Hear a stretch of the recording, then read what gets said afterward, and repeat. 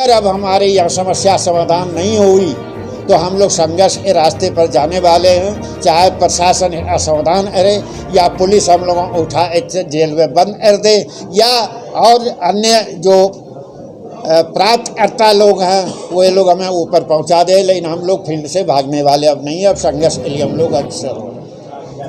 अट्टा market में ये association 40 साल से सर्विस दे रही है। व्यापारियों के सहयोग से व्यापार को आगे बढ़ाने के लिए हम लोग प्रयासरत हैं। हमारी सीईओ साहब से सबसे बड़ी जो मांग है कि वो ये नारा दे रहे हैं कि अथॉरिटी प्राधिकरण जो है वो आपके दरवाजे पर है।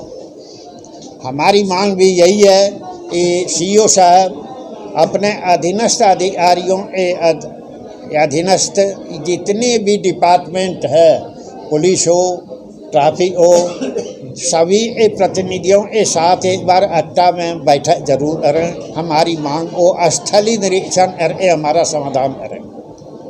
हमारी मांगें, पहली मांग ये है, ये रेहड़ी पटरी वालों से वहाँ पर चलना मुश्किल हो गया है, आदमी आना जाना नहीं है। हम लोग दिन भर में बगैर बोनी ये है, बगैर शगुन ये हुए, सुबह भी प्रणाम कर शटर उठाते हैं और शाम में प्रणाम कर शटर गिरा देते हैं, तो ये रुपया जेब में नहीं आता है। दूसरी बात है जो सबसे शर्मनाक बात है, महिलाओं, पुरुषों, बुजुर्गों, इसी के लिए भी हमारे क्षेत्र में ये भी बाथरूम नहीं है। इसलिए बाथरूम को जल्दी से जल्दी जो है हमारे यहाँ बनावें। 2021 में एससी मिश्रा ने नक्शा बनाने का ऑर्डर भी दे दिया था, लेकिन आज तक वो नहीं हुआ।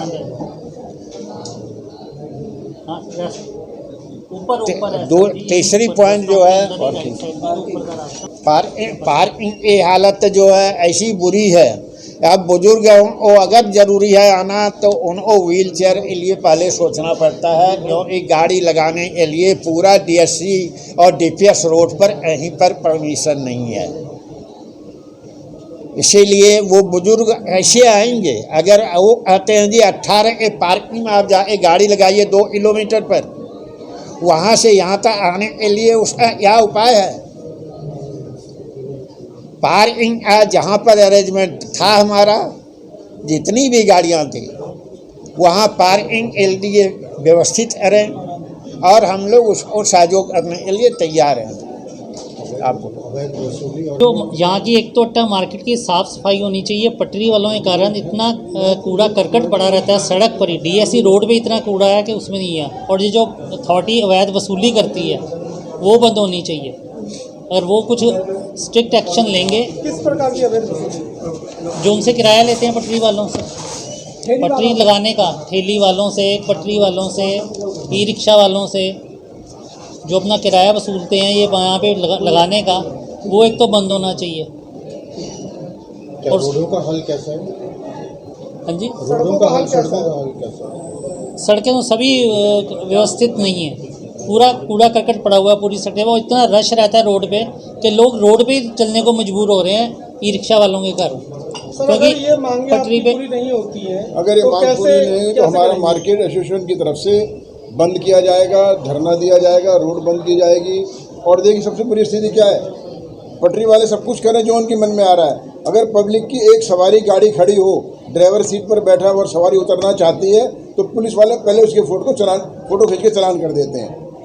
आदमी बैठा हुआ है, गाड़ी स्टार्ट है, उतरने की भी उसको हिम्मत नहीं दे रहे पुलिस वाले, उतरने का मौका नहीं दे रहे कि उतरे और आप अपने मार्केट में चले जाएं। पार्किंग नहीं है, कोई सुविधा नहीं है, लेकिन गाड़ी खड़ी करना एक बहुत बड़ा जुर्म है। खड़ी करते ही आदमी बैठे उसको चलान। तो ये आंदोलन किस हद तक ले जाएंगे आप? जैसा समय सरकार का सहयोग नहीं मिलेगा तो हम अनशन करेंगे, रोड ऐसा है। आपका जो प्रश्न है सच में जवाब दे रहा हूँ। मेट्रो के टाइम में भी यही बात हुई थी, 247 दुकान तोड़ने का मुझे नोटिस और वीडियो भेज दिया गया था और हमने असम आया था कि हम ये ईंट भी नहीं तोड़ने देंगे।